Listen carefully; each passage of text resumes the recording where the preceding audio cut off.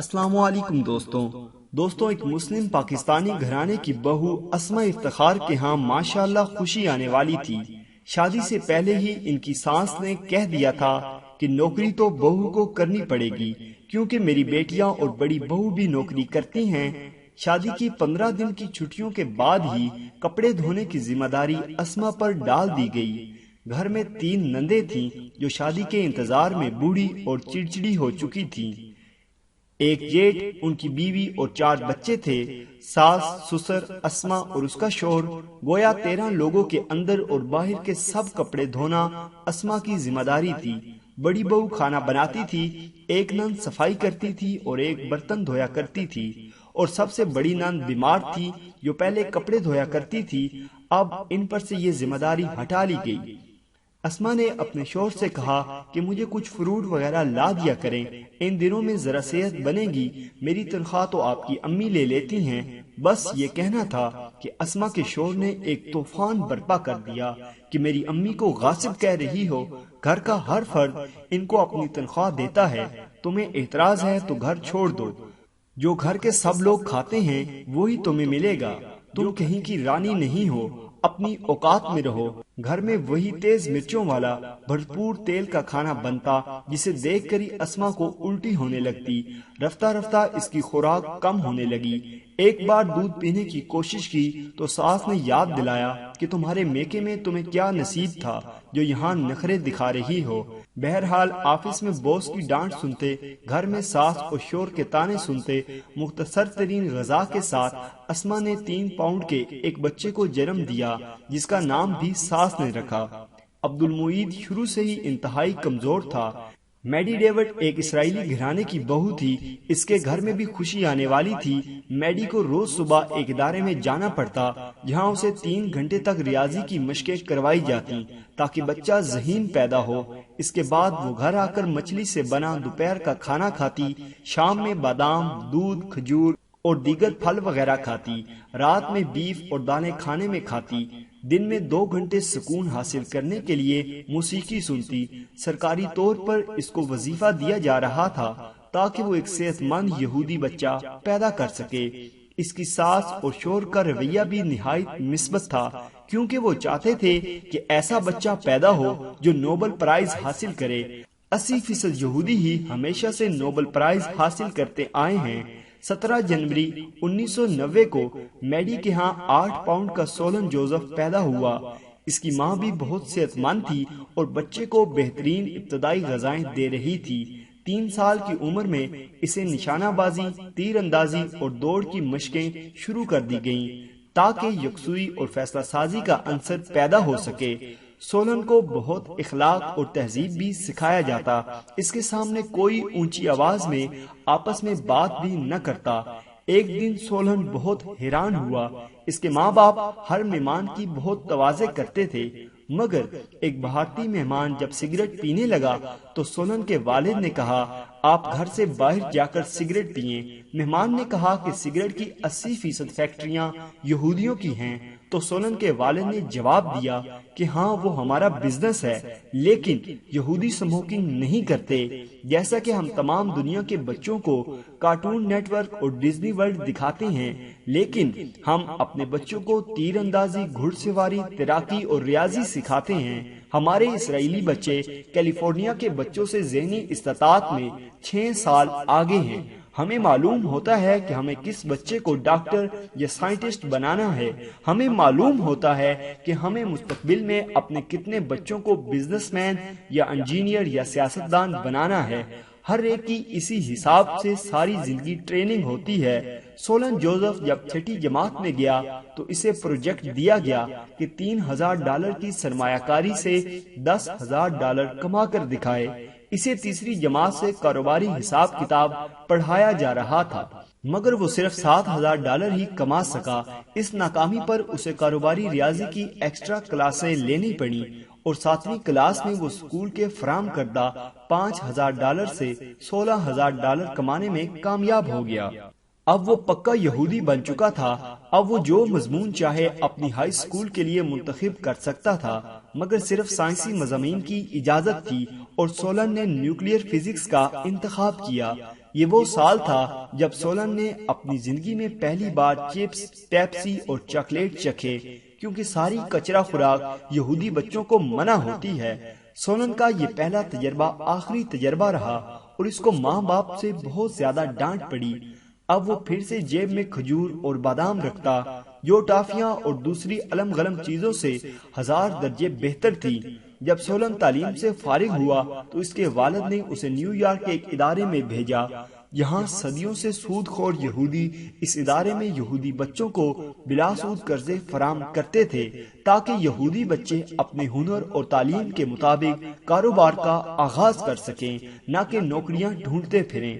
پڑھائی یہ سوچ کر نہ کریں کہ نوکری مل جائے گی، بلکہ اپنی تخلیقی صلاحیتوں کو استعمال کرتے ہوئے کوئی نیا کاروبار کریں۔ سولن کو اپنی طلب کے مطابق قرضہ مل گیا۔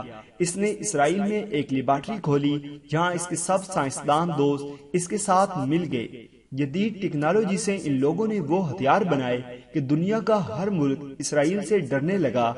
اسما کے نوکری پر جانے کے بعد دادی کا عبد المعید کو سنبھالنا مشکل ہو جاتا۔ بس چپس، ٹافیاں اور دیگر الم غلم دے کر اس کو بلا پھسلا کر رکھتی۔ انہی چیزوں سے اس کا پیٹ اتنا بھر جاتا کہ وہ کھانا ہی نہ کھا پاتا۔ کھاتا بھی تو مرچوں اور تیل کی بھاری مقدار اس کے پیٹ میں آئے روز گڑبڑ کر دیتی اور وہ کبھی صحت پکڑ ہی نہ پایا۔ اسما آتے ہی واشنگ مشین لگاتی اور کپڑے دھونے میں جٹ جاتی۔ رات کو فارغ ہوتی تو کھانا کھاتے ہی سو جاتی۔ عبد المعید کو ماں کا پیار اور تربیت مل ہی نہ سکی۔ تربیت بس یہ ملی کہ دادی کو مارتے، تایا تائی کو مارتے اور امی ابو کو مارتے 5 سال کا ہوا تو ایک قریبی اسکول میں داخل کروا دیا گیا۔ محلے کے بچوں کے ساتھ ہی جائے گا اور آئے گا۔ باپ کی عدم توجہ کی بنا پر عبد المعید کی کارکردگی انتہائی خراب تھی۔ روز اپنے والد سے مار کھاتا کہ تو پڑھتا کیوں نہیں ہے، لیکن کبھی اس کو لے کر نہیں بیٹھے کہ آؤ آج تمہیں میں پڑھاتا ہوں۔ بڑی مشکلوں سے میٹرک پاس کیا۔ اپنی ماں سے جب اپنی مشکل کہنا چاہتا تو ان کو کوئی کام یاد آ جاتا۔ پھوپھیوں نے تو بے دام غلام سمجھ لیا۔ اسما کی غیر موجودگی میں سارے کام عبد المعید سے کرائے جاتے، سارے کام عبد المعید سے لیے جاتے۔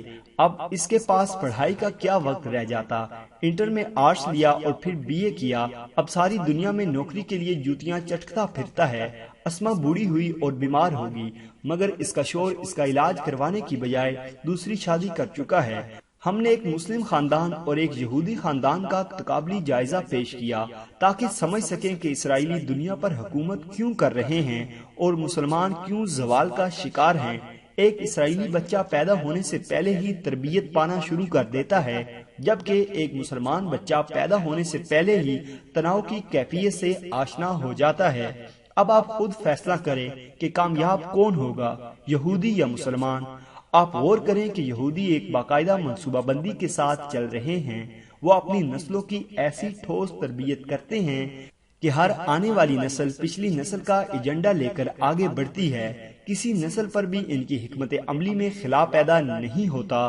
کوئی بچہ اپنے آباء و اجداد کی حکمت عملی سے اختلاف نہیں کر پاتا، اور یہودیوں کے منصوبے صدیوں تک بغیر کسی مشکل کے جاری رہتے ہیں، جبکہ ہم اول تو ایسی قیادت سے محروم ہیں جو منصوبے بنائے اور اپنی نسلوں کو اس کے مطابق تربیت کرے۔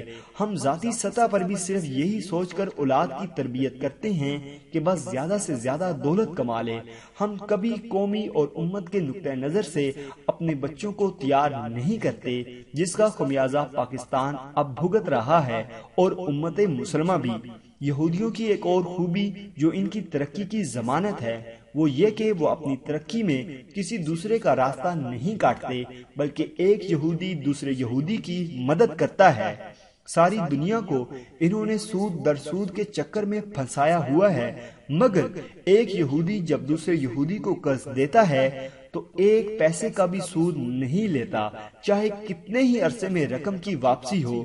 یہودی خاندان جو اسرائیل میں بستے ہیں، ان میں طلاق کی شرح صرف 3% ہے، وہ بھی صرف شوبز سے وابستہ لوگوں میں۔ عام یہودی خاندانوں میں طلاق ممکن ہی نہیں۔ وہ جانتے ہیں کہ سب سے مضبوط قوم کے لیے سب سے پہلی ضروری مضبوط خاندان ہے، تاکہ بچوں کی تربیت عمدہ انداز میں ہو۔ یہی وہ لوگ ہیں جو دنیا بھر کے لوگوں کو ڈراموں اور فلموں کے ذریعے طلاق کی تربیت دے رہے ہیں۔ مردوں کی تفریح کے اتنے ذرائع پیدا کر دیے گئے ہیں کہ ان کو گھروں میں دلچسپی محسوس ہی نہیں ہوتی، بلکہ وہ خاندان کو ایک انچاہا بوجھ سمجھنے لگتے ہیں جو ان کی آزادی اور تفریح کی راہ میں رکاوٹ ہے، اور پھر آخر کار بچوں کی جنت اجڑ جاتی ہے۔ یہ بچے کسی ماموں یا خالہ کے گھر ساری زندگی یہ سنتے ہوئے گزار دیتے ہیں کہ اب نکلو ہمارے گھر سے، یہ برے باپ کی بری اولاد۔ یہودی اپنے بچوں کو اپنے مذہب کی تمام کتب اور مذہبی رسومات ازبر کروا دیتے ہیں۔ اگر ان کا عقیدہ حضرت عیسیٰ کے دور میں تھا کہ وہ آئیں گے تو یہودیوں کی حکومت قائم ہوگی، تو آج بھی صرف وہ ایک مسیح کا انتظار کر رہے ہیں، بلکہ ان کا بچہ بچہ دجال مسیح کی آمد کا میدان تیار کر رہا ہے۔ شام کی تباہی بھی دجال کی آمد کی نشانی ہے، جسے وہ دل لگا کر پورا کر رہے ہیں۔ وہ سمجھتے ہیں کہ ترکی، مصر، مدینہ، عراق اور تمام عرب ممالک گریٹر اسرائیل کا وہ نقشہ ہیں جن کی فتح کے بعد ہی دجال آ سکے گا اور دنیا کو یہودیوں کی جاگیر بنا دے گا۔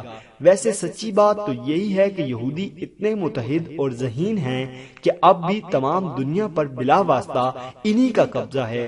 وہ جو چاہتے ہیں وہی ہوتا ہے، اور عرب حکمران خدا کو خوش کرنے سے زیادہ یہودیوں کو خوش کرنے کی فکر میں رہتے ہیں۔